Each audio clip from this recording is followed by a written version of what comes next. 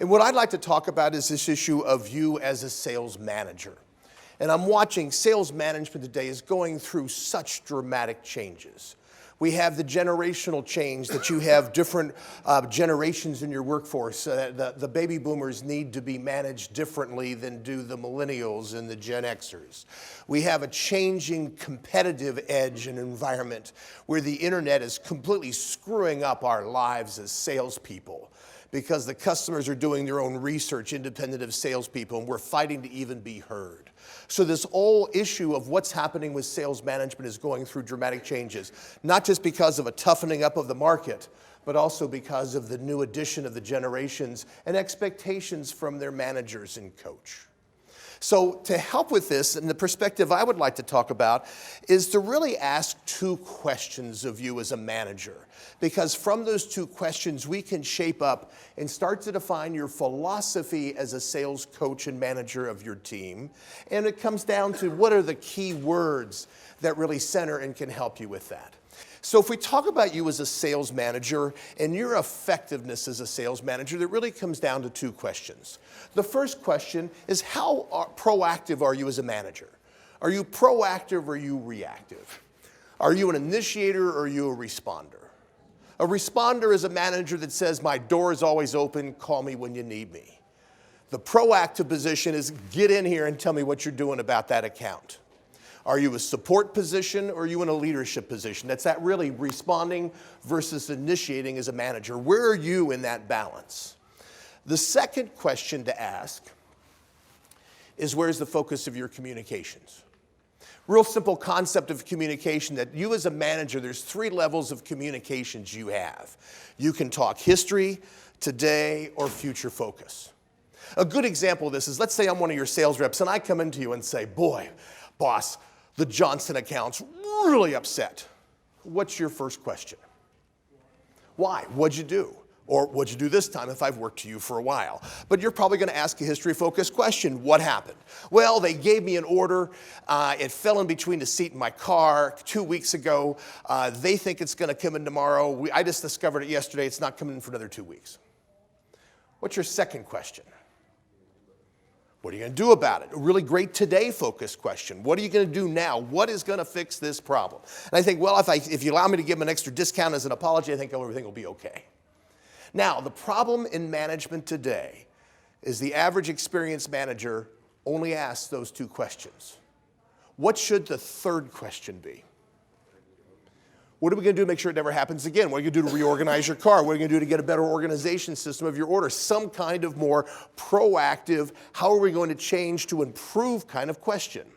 One of the problems I watch in sales management today is most sales managers only ask history and today-focused questions. They don't take it to that future-focused next step of how do we make sure it doesn't happen again and what happens with that. How accurate is this to what you see happening? Let me ask another way. Raise your hand if you see this problem happening to the person sitting next to you.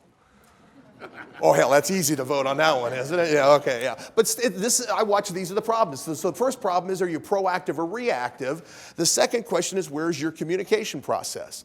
Because if we take those two things, we can cross them and make them into just a simple four-square pattern.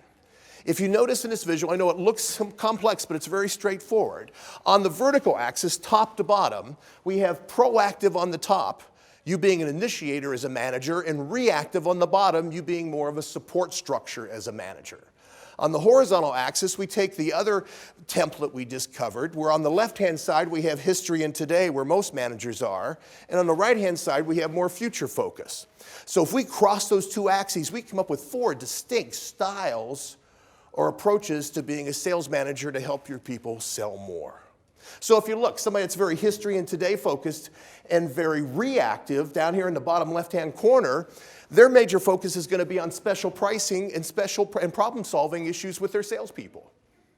But if we look at somebody that's more proactive as a leader and more future-focused, the upper right-hand corner, they're going to be spending all their time on coaching and training, defining and improving selling best practices. Now, an effective manager is a blend and spends time in all four areas. The question isn't where are you spending your time. The question is, where do you spend the majority of your time? What is it like to have you as my sales manager? And when we cross these axes, we really come up with two distinct styles of management or of leadership. If somebody that's very history and today focused and very reactive will be much more of a transactional manager. They're focused on closing the transaction for the sales rep.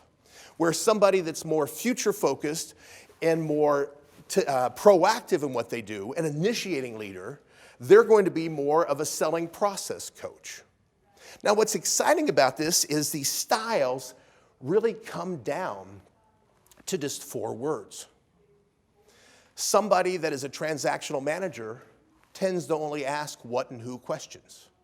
So a transactional manager will go to their sales rep and say, what are you going to close this month? Who's it going to be? What else you got for me this month, and who's it going to be? What's in play? Who's it going to be? What proposals do you have outstanding? And who are you going to, how can I help you close them? We're more of a selling process coach. They get involved more upstream in the process. And a selling process coach is going to ask more how and why questions. How are you going after that? How do you plan to go after that account? Why aren't you also calling on their safety manager?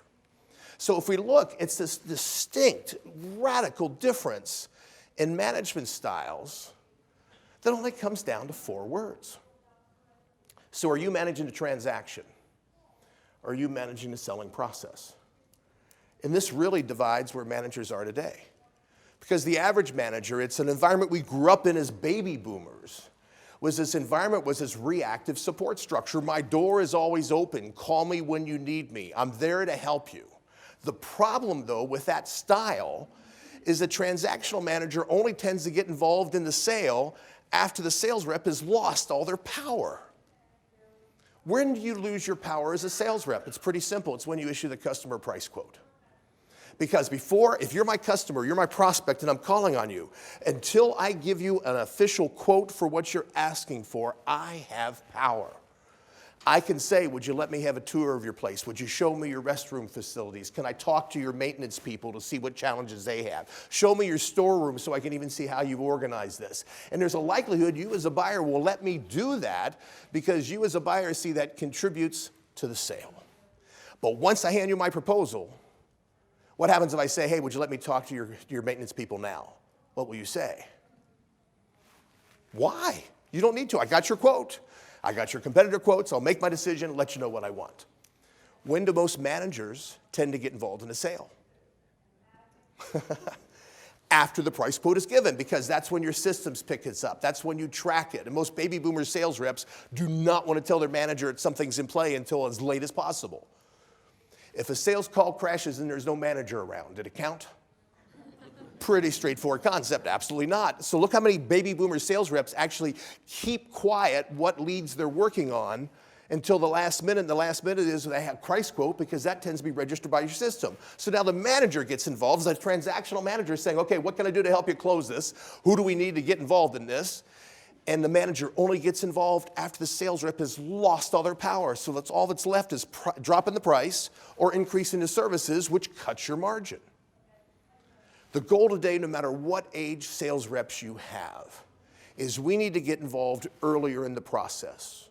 We need to be selling process coaches more than just transactional managers. By the way, this change has happened in the NFL.